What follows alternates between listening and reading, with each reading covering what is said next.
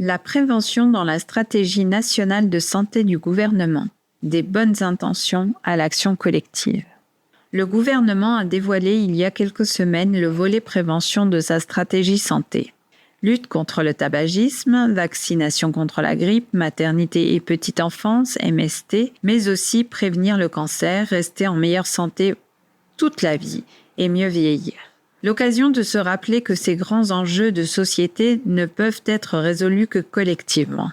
Le groupe associatif Ciel Bleu, fort de ses 20 ans d'expérience, souhaite contribuer à réinventer les politiques publiques ambitieuses en la matière. L'impact du vieillissement et de l'explosion des maladies chroniques en France. Dans notre pays, 23 millions de personnes ont plus de 60 ans en 2018, soit 26% de la population française en 2018. On estime que 600 000 personnes vivent en maison de retraite en 2018 en France. D'ici 2050, le nombre de personnes âgées de plus de 50 ans augmentera de 35% et celui des personnes de plus de 85 ans triplera. Cette évolution démographique sans précédent confronte la France et les pays d'Europe aux défis majeurs du maintien de l'autonomie et de la qualité de vie des personnes âgées. Par ailleurs, l'avancée en âge est aussi un facteur de risque majeur de l'apparition d'une maladie chronique. Or, 20% de la population française, soit 13,4 millions de personnes, est déjà atteinte d'une maladie chronique. Cette évolution de la situation sanitaire pose de nombreuses questions en termes de santé publique. Accompagnement de la perte d'autonomie à tous les âges de la vie, promotion de la qualité de vie et adaptation de la société aux besoins des personnes atteintes de maladies chroniques, accompagnement des aidants, l'intérêt en prévention d'une activité physique adaptée aux capacités des personnes. Il est aujourd'hui reconnu à travers la littérature scientifique que l'activité physique, en particulier lorsqu'elle est adaptée à l'état de santé de la personne et sans forcément la pratique d'un sport, fait partie à travers ses bienfaits des solutions aux défis majeurs du vieillissement et de l'explosion des maladies chroniques. Bien que sa pratique régulière concourt indéniablement à un meilleur vieillissement, cette solution reste cependant mésestimée. Selon l'Organisation mondiale de la santé, la sédentarité, c'est-à-dire le manque d'activité physique, est considérée comme le 4e facteur de risque dans le monde. On estime par ailleurs qu'elle est le facteur de risque principal de 21 à 25% des cancers du côlon ou du sein, de 27% des cas de diabète et d'environ 30% des cas de cardiopathie ischémique. Aujourd'hui, nos systèmes de protection sociale et d'assurance santé ne financent que très rarement des mesures préventives utilisant l'activité physique adaptée, prévention primaire ou tertiaire. Pourtant, il est reconnu que l'activité physique régulière permet de réduire significativement la prévalence et les complications de certaines maladies chroniques et donc de réduire, en conséquence, le risque de dépendance et de ce fait certaines dépendances de santé.